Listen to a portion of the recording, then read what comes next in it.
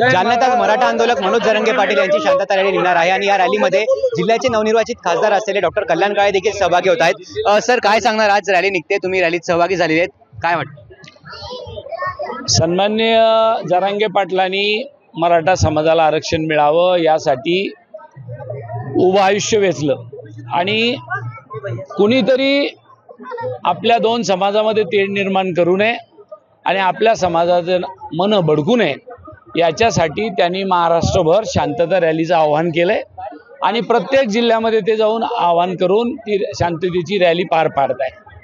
तर त्याच्यामुळेच मी खऱ्या अर्थाने इथं आज आपल्या रॅलीला आलो।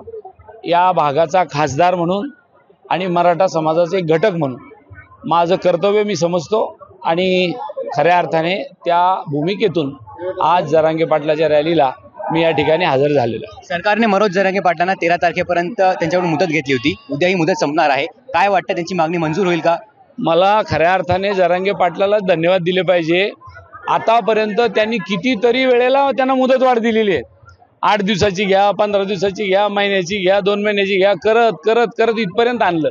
म्हणजे उलट लोकशाहीची खऱ्या अर्थाने लोकशाही डोक्यावर घेण्याचं काम किंबहुना सन्मान करायचं काम हे जरांगे पाटलांनी केलंय। आता सरकारने त्याचा अंत पाहू नये, हा विषय संपवावा। तुझ्या मागणी मान्य व्हायला पाहिजे का? न मान्य झाल्यास काय असेल मग? अरे त्यांनी शब्द दिलाय, आम्ही तुमची मागणी मान्य करू, तो व्हायलाच पाहिजे ना।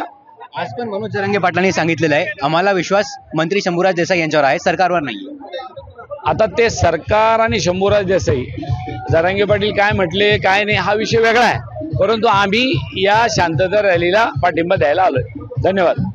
एकूणच हे होते डॉक्टर कल्याण काळे, जालना लोकसभेचे खासदार, आणि आता थोड्याच वेळात या रॅलीला सुरुवात होणार आहे। दरम्यान या रॅलीमध्ये डॉक्टर कल्याण काळे देखील सहभागी झाले आणि त्यांनी या रॅलीला पाठिंबा दिलेला आहे। गौरव साळी, मुंबई तक, जालना।